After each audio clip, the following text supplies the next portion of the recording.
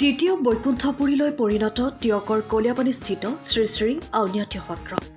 সত্ৰাধিকাৰ ডক্টৰ পীতাম্বৰ দেৱগোস্বামীৰ উপস্থিতিত 1500 মহিলাই একেলগে দিহানাম পৰিৱেশন কৰিলে কলিয়াপানী আউনীআটী সত্ৰত।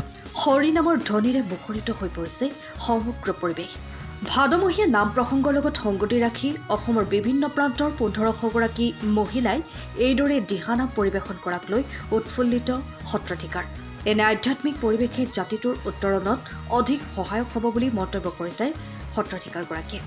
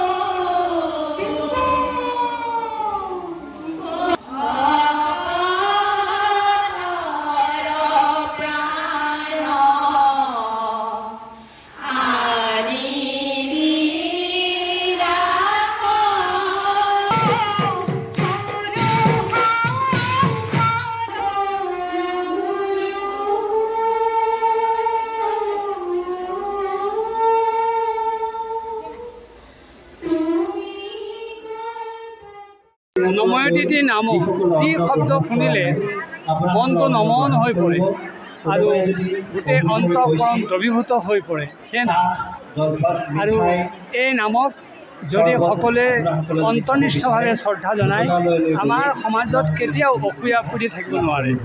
আৰু বিশেষকৈ কলিযুগত ধন টকা পইচা ঐশ্বৰ্য সম্পদৰে মানুহক অস্থায়ী সুখ দিব পাৰে, কিন্তু স্থায়ী সুখ স্থায়ী গতি প্ৰকৃত আমাৰ পৰম লক্ষ্যত উপনীত কৰাৰ ক্ষেত্ৰত নামেহে আমাক একমাত্ৰ সহায় কৰিব পাৰে।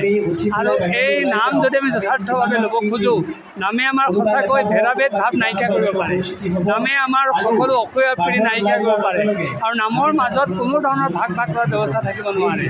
আৰু আজি তাকেই আমাৰ টিয়কৰ কলিয়াপানীৰ আউনীআটী শাখা সত্ৰত 1500 আয়ে একেলগে নাম লৈ প্ৰমাণ কৰিলে যে ইয়াত কোনো সামূহিক আখৰা নাই, কোনো ভাল মাইকৰ ব্যৱস্থা নাই, তথাপি ইমান সুৰ তাল মাত্ৰা লয় ৰক্ষা কৰি যি ধৰণে নাম গালে, একেশ্বৰেহে যে নাম গাইছে সেইটো প্ৰতিপন্ন কৰিলে। আৰু ইয়াত কোনো ভাগৰ নাই, তেখেতসকলৰ কোনো কষ্ট অনুভৱ নাই। গতিকে এয়াই নাম।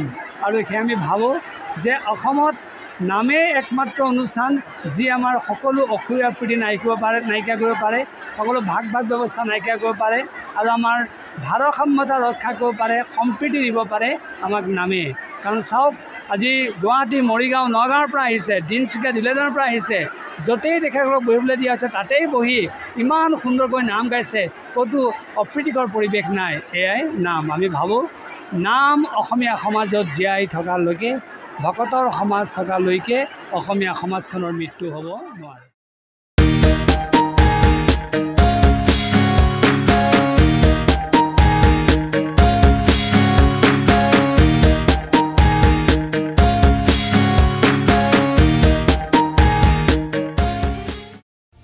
সময়ৰ খবৰ সময়ত পাবলৈ ফলো কৰক টাইম অফ আছাম।